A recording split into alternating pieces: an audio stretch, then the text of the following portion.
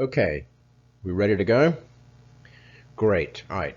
Welcome to today's webinar, Building a Stress-Free Federal Retirement. And we are excited that you're here today. Glad you joined us. The fact that you've taken the time to consider the issues that we'll be covering in the next 30 minutes is an indicator of how serious you are when it comes to planning for this next chapter of your life that will last, for some of you, 30 plus years. Most people spend more time and energy planning their next vacation or their vehicle purchase. Why most don't give more attention to planning the longest period of unemployment they'll face in their lifetimes is beyond me, but I'm just glad you're not one of those people. We are experts in advising federal employees on the strategies to best utilize your retirement benefits. And one of the first things I need to tell you is that none of us will charge you anything for what we do for you as a federal employee. So my recommendation is this: as we start with our presentation, if you have a question about anything, write it down so when we talk following the class, you can ask your specific situations. A lot of people ask us, why do we conduct these webinars? Well, 20 years ago, we were asked by several large financial services institutions to assess the federal retirement system. We found a couple of things that were true then and are true now. First, your TSP funds are not managed to maximize gains and minimize losses. There's a big difference between managing and administering. And secondly, we found that federal retirees are not being shown how to maximize their federal pension and Social Security benefits. And whether you know it or not, over $1 trillion in Social Security benefits are left on the table by people like you who fail to claim benefits properly. So what we saw 10 years ago is still true today. There is really a lot of bad advice given to federal employees by people who are, quite frankly, rank amateurs when it comes to federal retirement benefits. That's why we do these webinars. What we did many years ago was to assemble a group of approved webinar hosts who are experts in federal benefits. You wouldn't want someone who doesn't understand the federal retirement system to guide you in how to prepare for your federal retirement. So the first order priority is to make sure that any of our hosts, like me, are experts in this arena. But the second thing is that any of our approved webinar hosts have to agree to work in the client's best interest. So all of us are committed to doing that. So any advice that you receive will actually be with the idea that it's in your best interest, not in our best interest. The third thing that we're required to agree to before being approved is that we cannot charge any fees for our advice. So you're listening to this webinar today, but if you choose to meet with me afterwards, just know that I'll never send you an invoice. Keep in mind, one thing is that our process is never done in person. We've mastered this over the last 20 years, so everything is done over the internet portals, over the telephone. We have calculators online that we've developed for this purpose. So we also use a lot of web conferencing platforms like Microsoft Teams and so forth if we have to go over information with you. So as a courtesy, we will call you following this presentation and schedule a 15-minute time that we can sit down and talk and understand better your unique goals and needs, and try to walk you through a tutorial of our online calculator to, first of all, estimate your pension benefits, but secondly, to provide a comparative analysis of risk-adjusted income that you can expect to receive from your TSP account on the one hand versus a savings vehicle on the other. And trust me, it's very eye-opening when you see the difference. We'll then provide you with a printout of our personalized report that we've done together over the phone, so you'll have a much clearer idea of the kinds of answers to questions that you may be asking yourself right now. Questions like, when is the best time to retire? How much pension and Social Security income can I expect to receive when I leave federal service? How much can I afford to take as income from my TSP and other retirement accounts without depleting my money and running out before I pass away? How can I protect my TSP and other retirement savings from the kinds of market risks that could derail my retirement plans? So those are some of the questions that we'll go over after we get together following this webinar. With that, let's proceed to the next. So I guess the first order of business is to introduce myself. My name is Neil Angel, and I am your webinar host today. I have been working as a financial advisor now going on 2 decades, showing hundreds of people just like you how to make the transition from the accumulation phase of life, that is the period when you've been contributing to your retirement accounts and employed, to the distribution or the income phase when you retire and you actually begin taking money out of your retirement savings and enjoying the longest period of unemployment you will ever experience. I'm excited you've joined us. If you are, I would say, late 50s to late 60s, you've come to the right place, because really this conversation is about making that transition. So let's get started.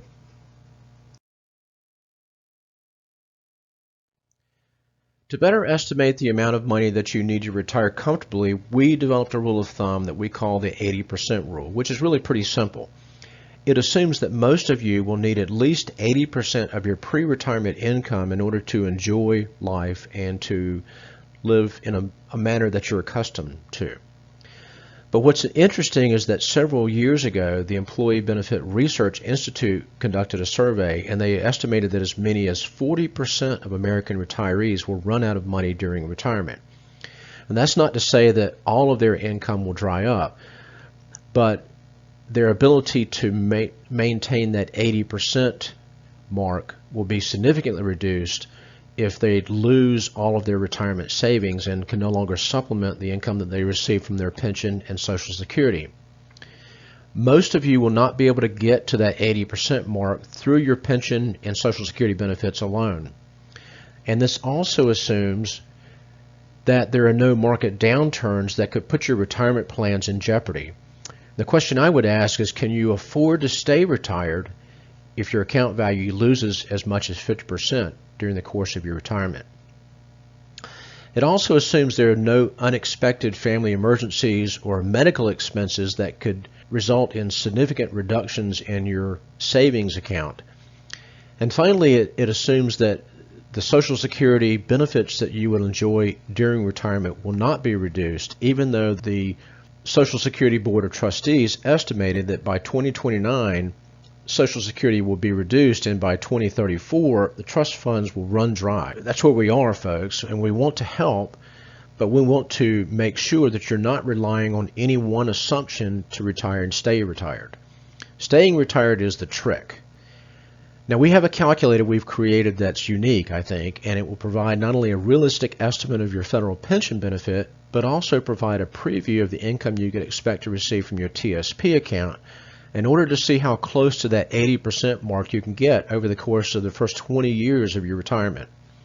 It also measures the impact of market losses on your retirement income, and finally provides a comparative analysis of the money you can expect to receive from your current TSP account on the one hand versus money from a savings vehicle on the other. And trust me on this, it's very eye-opening. This is a preview of the calculator that I mentioned earlier, and this is what we use when we talk with folks after the webinar. And when we talk with you, we'll run through some of your numbers to estimate your pension income to begin with, but also to give you an idea of what income would look like coming from your TSP account over the course of a 20-year period. And we'll compare it to a safe, tax-qualified alternative to your retirement money in your TSP account. And it will give you a pretty good idea of what you could expect to receive between your pension, TSP distributions, as well as Social Security income, to give you an idea of what your total income would look like and how close to that 80% mark we'll be able to get. In talking with federal employees like yourself, we find that there are 7 questions that every employee needs to answer in order to be prepared to retire with clarity. The first is life expectancy. How long do you plan on living before your flight leaves? We'll speak to that in more detail in just a moment. But we're also going to talk about your eligibility date, when you're eligible to begin receiving benefits. But more importantly, when you're able to meet your retirement goals. What is your financial ability to retire? Most of you have questions about accessing your TSP money, so we'll talk about that in a little bit more detail. And we're also going to talk about some of the financial options that are available to you with respect to your TSP funds, whether to leave money in your TSP, to roll it over, or to convert it into a pension annuity. So we'll discuss that. Taxes are also a very important consideration for retirees, so we'll speak to some opportunities for tax savings in a little bit. But it's also important to understand that there are some irreversible filing mistakes that could adversely affect your retirement income for the rest of your life. Filling out your retirement paperwork properly, making the proper choices, is critical to your long-term success. When it comes to retirement, there are actually two important dates that every retiree needs to keep in mind. The first of which is the date that you retire. Now, if you're getting close to retirement, if you haven't retired already, you probably have a target date in mind. You may actually have a month and a day that you plan to retire. That's a relative known. But the big unknown is the date that you leave this earth, that your flight leaves and you move to your eternal reward. If we knew that we just had a year left, how would you live differently than not knowing that second date? But thanks in part to advances in modern medicine, people are living longer nowadays. And so for most of us, on average, men are living into your early 80s and women live into your mid-80s and beyond. If you have family members, blood relatives who have lived into their 80s and 90s, you can reasonably expect that your lifespan will reflect theirs. And it's important because obviously you want to make sure that your money lasts as long as you do. Now, there are normally two lifetime income sources that you can count on in retirement. I mentioned them earlier, federal pension and Social Security. But for most of you, these are not going to be enough to sustain you, to get you to that 80% mark that I spoke about just a moment ago. So it's going to be important that you have additional money that you've managed to accrue in your TSP account or perhaps other retirement savings, that you can use to supplement those sources of income. And it's extremely important that you make sure you're setting yourself up to provide a sustainable income that you can't outlive from those sources. The other important consideration that federal employees always want to know when we offer these classes is, when am I eligible to retire? In other words, when am I eligible to begin receiving benefits? When can I collect my retirement pension? When can I leave without a penalty? And when can I maximize my retirement benefits? In order to do so, you have to satisfy all these requirements. First of all, I'm going to speak briefly to the employees who fall under the older Civil Service Retirement System, or CSRS. For those of you who began your service before January 1st of 1987. So as you can see here, if you were 55 years of age and have accrued 30 years of creditable service, or you're age 60 with 20 years, or age 62 with 5 years of creditable service, you're eligible to receive full benefits. Now, most of you began your service after January 1st of 1987, so you fall under the newer Federal Employee Retirement System, or FERS rules. So the first criteria is that if you reach minimum retirement age, and that all depends on the year of your birth, but generally speaking, between ages 55 and 57, and you have 30 years of creditable service, you're eligible to receive full benefit.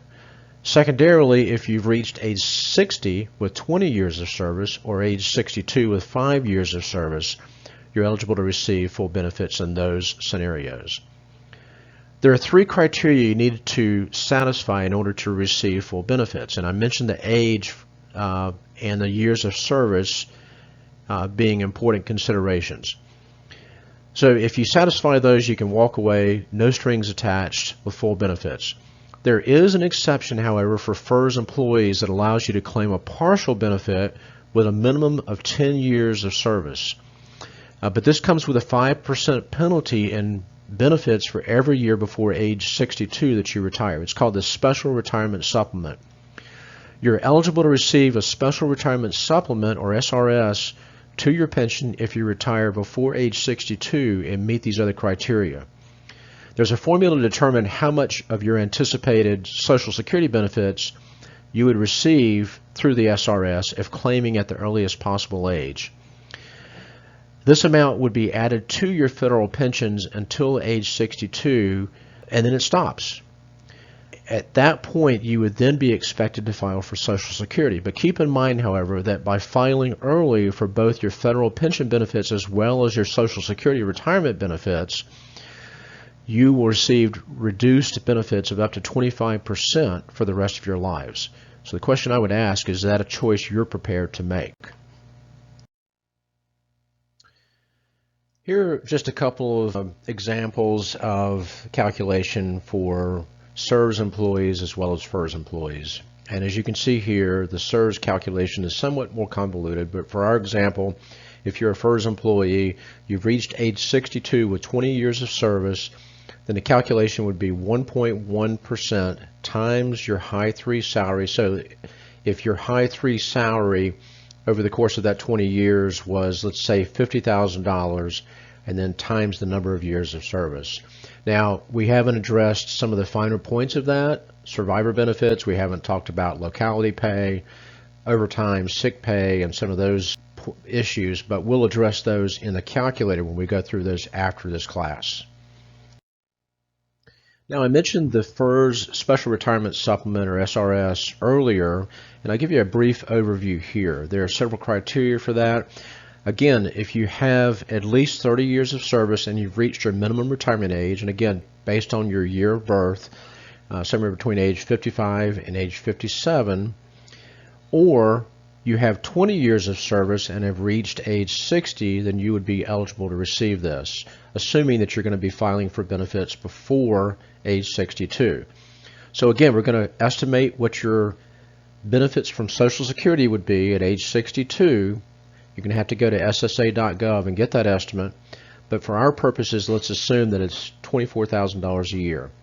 You would then divide that number by 40 times the number of years of civilian service. So again, 24,000 divided by 40 is 600, times 30 would be $18,000 a year. That's how we're calculating the SRS. And again, keep in mind, those benefits stop at age 62 because it's assumed that you're going to be filing for Social Security benefits at that time, and then your regular pension benefits would take over. Now, if you haven't met either of those two criteria that I mentioned just a moment ago, by virtue of your age or years of service, there's a third category for which you may be eligible, and that's the MRA plus 10, minimum requirement age with 10 years of service. Now, this only gives you a partial benefit. So for every year before age 62 that you apply for benefits, you will receive a reduced benefit of 5% a year. So if you start collecting benefits at age 57, your pension benefit would be permanently decreased by 25%. Our FRA calculator takes all this into account, including the category for special federal employees. So again, we can talk about that after the class if that's a question that you have. Now, in addition to your federal pension benefit, you're also, I'm sure, going to be receiving Social Security benefits. So it's important for you to understand that the amount of Social Security benefit for which you're eligible is dependent partly on when you apply.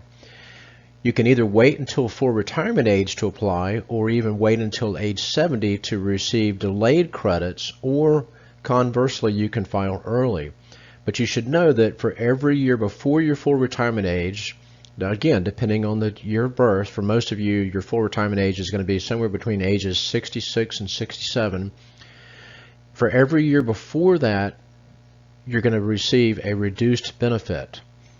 So as an example, if you file for benefits at age 62 and your full retirement age is age 66, that means that your reduction in Social Security benefits, and that's a permanent reduction, will be 25% over the benefit that you would be expected to receive if you waited until full retirement age.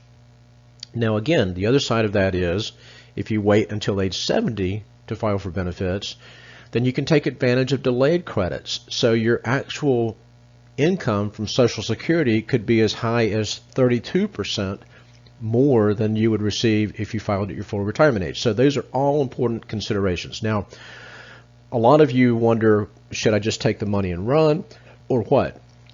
But I will tell you that generally speaking, there is a break even.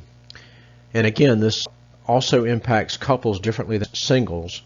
But generally speaking, the break-even point is somewhere between ages 78 and 80. So if you expect to live longer than that, if you have good genes in your family, it would probably make sense for you to think about delaying taking Social Security at least until your full retirement age. But wait, there's more. It's also important to realize that if you file for Social Security prior to your full retirement age, or FRA, and you continue working, your Social Security benefits could be further penalized for every dollar over a certain threshold. In 2021, that threshold is $18,960. So for every dollar in earned income above that amount in the years prior to your full retirement age, you're going to be docked $1 for every $2 of benefits in Social Security income. Now, in the year before you retire, let's say that your full retirement age is age 66 and you apply for benefits at age 65, then your threshold would be higher. In 2021, the threshold is just over $50,000 before you begin incurring penalties. And the penalties there would be $1 for every $3 of earnings that would be withheld from Social Security benefits. So if you're thinking about filing for Social Security earlier but continuing to work, just keep in mind you may be shooting yourself in the foot. Taxes are also another very important consideration for you as a retiree. So let's take just a moment to consider the impact of taxes.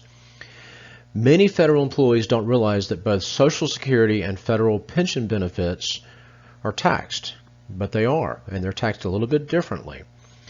In addition, your TSP withdrawals will be taxed. So let's talk about how each of those is taxed. First of all, Social Security is taxed based on an income test. We'll cover that briefly in just a moment. But the Social Security Administration and Congress have established thresholds above which a portion of your Social Security income can be taxed. On the other hand, your federal retirement benefits from your pension benefits are taxed only to the extent of the government's contribution. There is no income test when it comes to taxation. So for most of you, the government will have contributed the lion's share to your pension fund, so most of your income will be taxed. Your TSP account is a tax-deferred account unless it's considered a Roth account.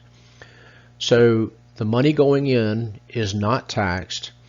Growth is not taxed, but when you begin taking distributions, that will be taxed. And you have to remember as well that Uncle Sam will require you to begin taking distributions, which currently start at age 72. So at some point in the future, he's going to require you to begin taking money out of your TSP or out of an IRA, for that matter, if you've rolled it over to an IRA, and begin paying tax on that money at that time. Now, I mentioned just a moment ago that Social Security benefits are taxed based on an income test. Without getting too much into the weeds here, it's important for you to understand that Congress changed the laws governing taxation of Social Security benefits 2 times in our past. First in the 80s during the Reagan administration, and again in the 90s during the Clinton administration. As a result, the amount of your Social Security income that's subject to taxes is a function of your total retirement income and whether you file taxes as married filing jointly or as a single taxpayer. And as you can see here, the bad news is that the thresholds for taxes are much lower for single retirees than for married couples. But it's also important to understand that the thresholds for income triggering taxes on Social Security benefits have never been indexed to inflation. So more and more of your Social Security income is subject to taxes potentially as you have to take more money out of your other accounts over the course of your retirement to keep pace with inflation. That's why it's important to work with a financial advisor who can discuss strategies to reduce the total lifetime taxes on income. As a matter of fact, most retirees have a limited window of opportunity to move some of their TSP savings to a Roth IRA in their early years before they're required to begin taking those distributions that I mentioned just a moment ago when they each reach age 72 through what we call the required minimum distributions. so that they can obtain a much larger tax benefit later in life. And again, we'll talk more about this after the class about your specific situation and address this in more detail. One of the most frequently asked questions by federal employees like you is, when can I access the funds inside my TSP? Well, thanks to the TSP Modernization Act of 2019, you now have increased options for accessing your money. Under the first option, you can request a withdrawal if you're over age 59 and a half. Under the second, you can access your money when you're separated from federal service. Again, it's important to realize that there are a couple of ways to access your money. You can either request a distribution that you intend as retirement income, or you can request a partial or full withdrawal that you intend to roll over to some other tax-qualified account like an IRA. In the first option, your distribution will be taxed as ordinary income in the year of your distribution. In the second, this is considered a non-taxable event when done properly, so you won't owe any taxes. It's very important to understand this distinction when considering the purpose for your distribution request. Now, this is just an overview of the funds that are available to you through the TSP. And as you know, the right allocation could actually add 33% to your account value over time. So let's just briefly review what each of these funds actually is. The G fund is intended to be a short-term parking spot. It's a money market account, if you will. It's designed to protect your principal. It's not going to give you any kind of long-term growth. The F fund is intended to replicate government, corporate, and mortgage-backed bonds. So it's considered fixed income category. And again, it's intended to mimic the performance of the Barclays U.S. Capital Aggregate Bond Index. The C fund is made up of common stock that's intended to match the performance of the S&P 500, which is considered a broad overview of the market as a whole. The S fund, on the other hand, is intended to match the performance of the Dow Jones U.S. Completion Index. The Dow Jones 30 are considered blue chip stocks that are representative of large cap companies. The I fund, on the other hand, is intended to capture the performance of international markets. And finally, the L fund is basically what we call a lifestyle fund, which is comprised of a mix of all the other funds and is more or less aggressive depending on how far out into the future or how close your actual target date is. So the closer you are to retirement, as an example, if you're in the 2030 fund, your allocation is going to be much more conservative. However, if you're in the L fund with a target date of 2050, your allocation is going to be more aggressive. Now, I mentioned earlier that the way you allocate across your TSP funds can sometimes mean the difference in as much as 20 to 30% more value in your TSP account when you retire. It's worth looking at some of the funds inside of the TSP to gain some perspective. During the past 5 years, the I fund earned 65% less than the C and the S funds. And actually, the I fund lost money in years where the C and S funds made money. The G fund is on pace to earn a record 0.8% in 2021. That's right, 0.8%. In essence, the G fund loses money because it doesn't keep pace with inflation, which is currently running at 3 to 4%. So you have huge opportunity costs associated with that. The L fund, or the lifestyle fund, has a significant amount of money invested in the I fund and the G fund. And again, the C and S funds contain huge downside exposure because they're administered and they're not managed to maximize gains and minimize losses. So if you're retiring within the next 12 years, your retirement savings should not be at risk to lose value. How do you protect yourself? Well, unless you're comfortable playing the slots at Vegas with your TSP funds, you owe it to yourself to ask if there's a better way to earn similar returns without the market risk. As a matter of fact, there is. We'll talk about this at more length when you schedule a follow-up call to estimate that the income you could expect to receive from your pension account, on the one hand, your Social Security income, as well as your TSP accounts. We'll also share a savings-based option that's highly regulated to show you how to earn similar results to your TSP accounts without the corresponding market risk or clawbacks on past gains due to market losses. By avoiding these losses, we can show you how to better manage this part of your retirement tool chest to enjoy market gains while minimizing losses. You basically have three options when it comes to managing the money in your thrift savings plan account. At either age 59 and a half or upon retirement, you can choose to leave your money in your TSP and take withdrawals as needed for income. Secondly, you can swap out your TSP funds for a MetLife guaranteed income annuity. And finally, you can roll your TSP funds over to an outside company of your choice through a qualified rollover, which is a non-taxable event. And some of the options actually allow you to roll over to savings accounts that allow you to participate in market growth while at the same time eliminating market risk. Why do I mention this? Well, it's important to take a look back at our recent past to get a little perspective. When you look at the funds that are administered but not managed by BlackRock, a recent look back into our past reveals why this is so important. From October of 2007 to March of 2009, the TSP C, S, I, and L funds on average lost 57% of their value, 57%. So I want you to assume for a moment that you were about to retire around that time rather than today. My question to you would be this: would you really have retired then? And the answer, of course, is no, you wouldn't, because you had 60% less in your TSP account just as you were ready to retire. This is something to think about. Now, you can, of course, leave your money in the TSP and take withdrawals and take a risk, unless, of course, it's in the G fund, but that's a different question.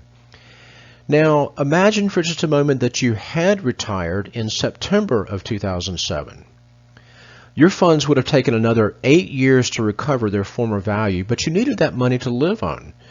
So you were taking income distributions during that time as your account value had been depleted. As a result, now your account value is just 25% of your starting value, and you've only been retired for 8 years. What are you going to do now? Of course, you could have elected to take the guaranteed pension annuity payout through MetLife, but before choosing that option, remember this. Once you elect that option, that decision is final. You do not get a do-over. Your TSP funds no longer belong to you. They belong to MetLife in exchange for a promise to pay you annuity income. The money in your TSP account is no longer yours, no matter what, meaning if you have an emergency and you need to get hold of a lot of cash in a short period of time, you don't have access to that. All you have access to is the annuity income payout that you've agreed to previously. The other thing you should notice when you look at your TSP statement and it says you're eligible to receive $2,000 a month when you retire, that estimate is based on what your TSP value is when the statement was printed.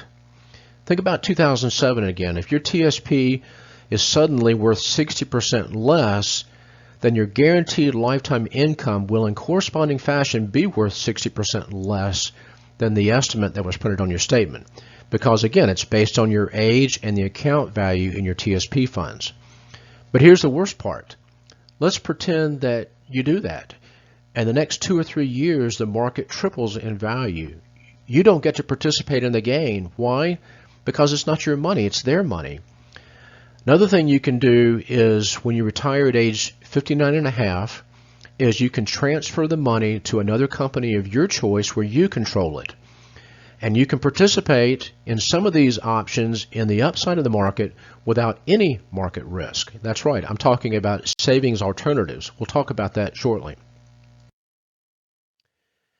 Drilling down a little bit further, there are basically 2 options for requesting money from your TSP account. Again, thanks to the Thrift Savings Plan Modernization Act of 2019, you now have the option to request funds once you reach age 59 and a half. You have to realize, though, that under this option, you're limited to 4 withdrawals a year. The second option occurs when you separate from federal service.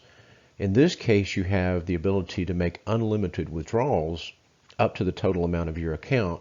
But just remember that each request must be 30 days following the prior request.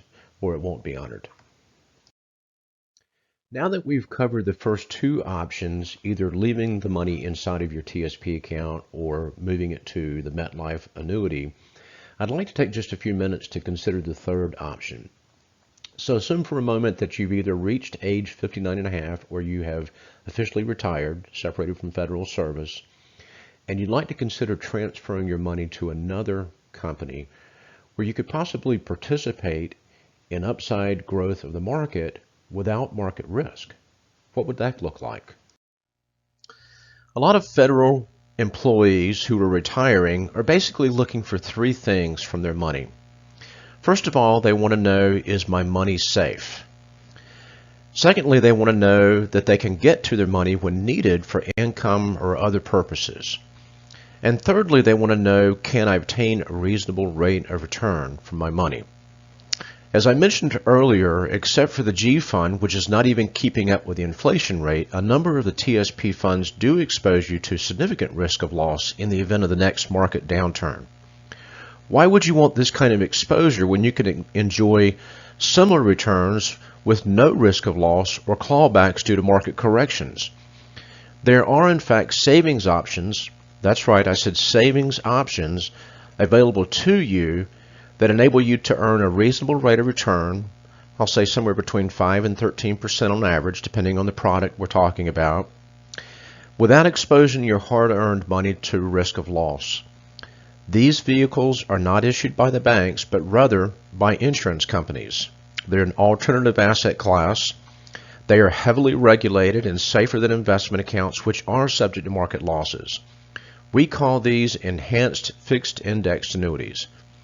They allow you to park a portion of your TSP money in a safe account that will work for you to accumulate additional earnings tax-deferred.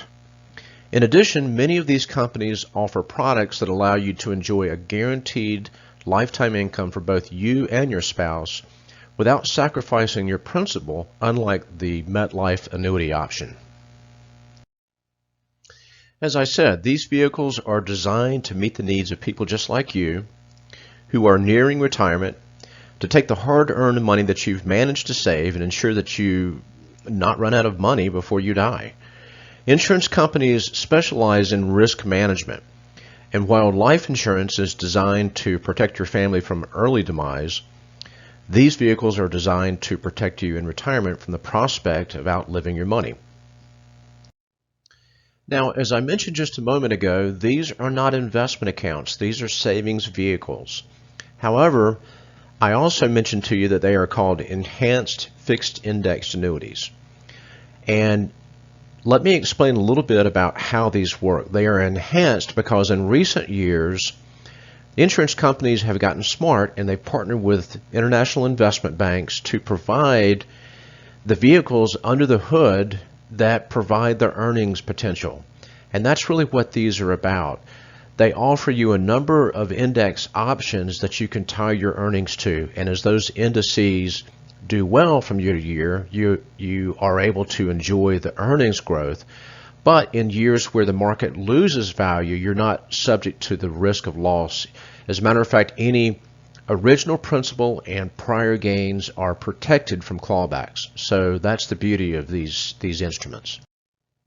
And again, unlike the CSI and L funds inside of your thrift savings plan that are unmanaged and the performance is linked to the performance of the stock market index ETFs, these enhanced fixed indexed annuities offer managed indices that are volatility controlled. And on a daily basis, they offer you strong upside potential with zero market risk, as well as the protection against not only your original principal, but clawbacks from any previous gains that you enjoyed inside of these accounts. And as you can see, these are just representative indices that are offered in some of these products.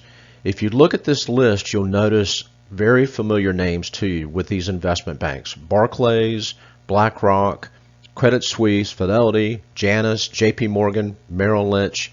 These are examples of the kind of institutional grade investment management that these managed indices offer, combined with the protection against market losses by the insurance companies. As we come to the end of our presentation, I'd like to leave you with this question.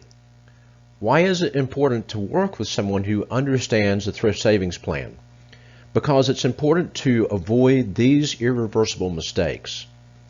First, by not protecting your retirement accounts from market losses, by losing control of your money, by choosing the wrong investment options, and by running out of money, you set yourself on course for financial disaster. Why not early on make sure that you're planning for success in retirement? So then, if your goal in retirement is to be successful, then let me propose this as a first step. Following this webinar, I'll give you the opportunity to reach out to me. I'll post my contact information on the following screen so that we can schedule a follow-up online tutorial with you to estimate, first of all, your pension benefits, but we'll also provide you with a comparative analysis of risk-adjusted income that you could reasonably expect to receive from your TSP account on the one hand versus income that you could receive from one of these savings alternatives on the other. We'll then provide you with a written report to include your estimated pension income, as well as the income you could expect to receive from your TSP account and again from the alternative savings vehicle. And again, we've agreed to waive our charges for this service to you as a federal employee. That about covers it for now. Thank you for your participation. We trust that you have learned some helpful information that will inform your decisions as you begin transitioning toward retirement. And we will look forward to talking with you soon. Have a good day.